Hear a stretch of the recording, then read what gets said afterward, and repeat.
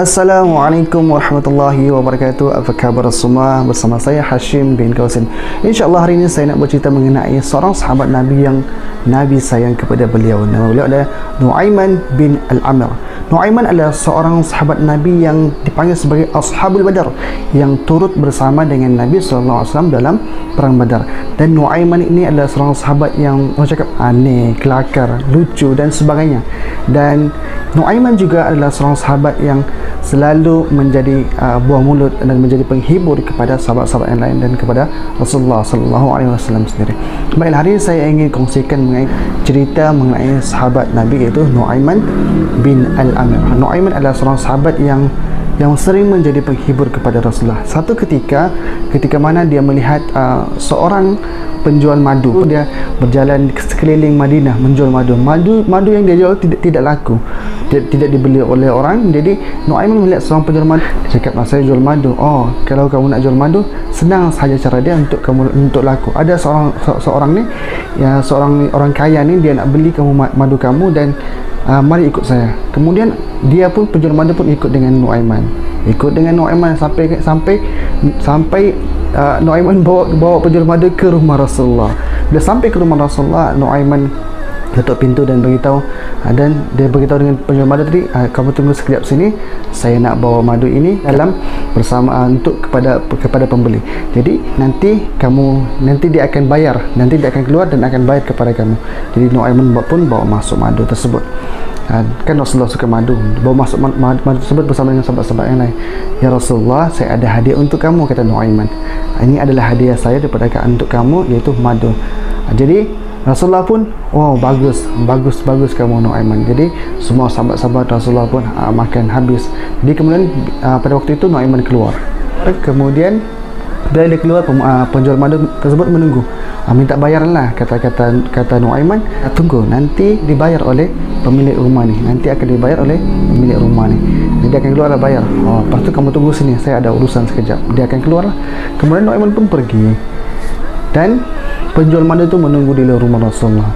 Dia menunggu sangat lama. Kemudian satu ketika dia pun tidak tahan, kan, dia ketuk pintu kepada rumah Rasulullah. Kemudian dia ketuk, Assalamualaikum. Kemudian keluarlah Rasulullah. Kenapa? Kemudian dia cakap, wahai Rasulullah, saya ingin bayaran kepada madu saya. Kemudian, adakah belum dibayar madu ini? Iya, belum dibayar. Kemudian Rasulullah terfikir, ini mesti kerja Nu'aiman. Kemudian Rasulullah pun kumpul duit, sahabat-sahabat semua bagi duit dan bayar kepada penjual madu tersebut. Itu adalah kisah Nu'aiman tentang kelakar beliau, lawak beliau lah. Kemudian Nu'aiman juga sebutkan dalam satu kisah ketika Sayyidina Abu Bakar, ini cerita kedua, sebutkan dalam satu kisah ketika Sayyidina Abu Bakar ingin keluar ke Syam untuk berniaga. Kemudian Sayyidina Abu Bakar meminta izin kepada Rasulullah untuk membawa sahabat dua orang. Satu bernama Nu'aiman bin Al-Amir Ansari, kemudian yang kedua tu Abu Bakar meminta izin untuk membawa Suwaibid bin Harmalah. Okey. Dua insan ni, dua sahabat Nabi ni, kedua-dua ni mereka punya sifat yang berbeza. Satu, Nu'aiman dia nakal dan kelakar. Kemudian Suwaibid adalah seorang yang jujur dan telus. Aku cakap lurus benda lah. Jadi kedua-dua mereka dibawa oleh Sayyidina Abu Bakar berniaga. Pada satu ketika bila sampai ke Syam, tempat berniaga, Sayyidina Abu Bakar memberi kepada mereka tugasan. Tugasan yang ini bagi kepada ni. Kemudian diberi tugasan kepada Suwaibid, diberi tugasan supaya menjaga makanan. Makanan ni dia jaga. Abu Bakar bagi tahu, makanan ni kamu jaga dan jangan ada sesiapa yang makan. Jangan ada sesiapa yang makan kecuali daripada izin saya, daripada izin Abu Bakar lah. Dan Abu Bakar beritahu, bila saya ada baru kita makan bersama-sama. Jadi pada ketika itu Nu'aiman beritahu kepada Abu Bakar, wahai Abu Bakar, apakah tugas saya? Kata Abu Bakar, kamu buatlah apa yang kamu suka. Jadi bila Abu Bakar pergi berniaga, Suwaibid menjaga makanan, kan. Dan pada ketika itu Nu'aiman ni lapar, dia nak makan. Kemudian dia beritahu kepada Suwaibid, wahai Suwaibid, saya ingin makan, saya lapar, saya ingin makan, beri saya makanan. Kemudian Suwaibid cakap, tak boleh, sebab makanan ini adalah untuk kita makan bersama-sama bila Sayyidina Abu Bakar datang. Kemudian Nu'aiman cakap, tidak, saya nak makan juga. Kata Suwaibid, tidak boleh, kan tidak boleh. Ini adalah perintah daripada Abu Bakar. Kalau saya larang, kalau saya langgar, maka saya tidak jujur. Kemudian kata Nuaiman, kalau kamu tidak beri saya makanan, saya akan buat hal dengan kamu. Kemudian Suhaib pun fikir banyak kali, tidak dan tidak, sebab ini adalah perintah Sayyidina Abu Bakar. Macam mana pun saya tidak akan beri kepada kamu makanan ini. Dan kemudian bila mendengar perkataan itu, Nuaiman pun berfikir, okey, kalau macam tu kamu buat hal dengan saya akan buat hal dengan kamu. Kemudian Nuaiman pergi ke pasar, kemudian dia pergi cari orang yang jual hamba kan, ramai kan dulu orang jual hamba. Kemudian dia beritahu kepada penjual hamba tu, ada yang hamba 100 dinar, kan 30 dinar. Kemudian dia pergi jumpa dengan penjual hamba tu, mahal ni kamu jual hamba ni, 100 dinar sampai 200 dinar. Saya ada hamba yang murah sangat-sangat, dan kamu boleh ambil dia. Tapi dia ada satu kelemahan dia ialah bila kamu ambil dia akan cakap, saya bukan hamba, saya adalah orang yang bebas, saya adalah orang merdeka. Itu kelemahan dia. Kata penjual hamba tu. Kemudian berapa harga dia? Saya hanya menjual dengan 30 dinar ke 20 dinar, macam itulah.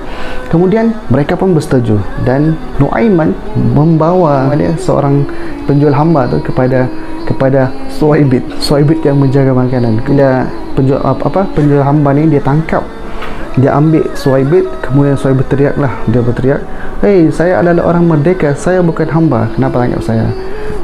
Dan Nuaiman pun dia dapat duit 30 dinar. Dia senyum-senyum melihat Suhaib ditangkap, kemudian dijual jadi hamba.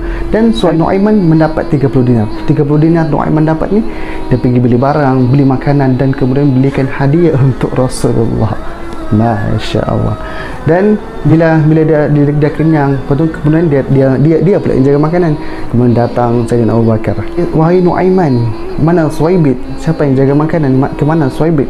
Kata Nuaiman dengan selamba dia cakap, saya telah pun menjual Suhaib kepada penjual hamba. Kemudian Abu Bakar pun, Masya Allah, apa yang kamu lakukan ini Nuaiman?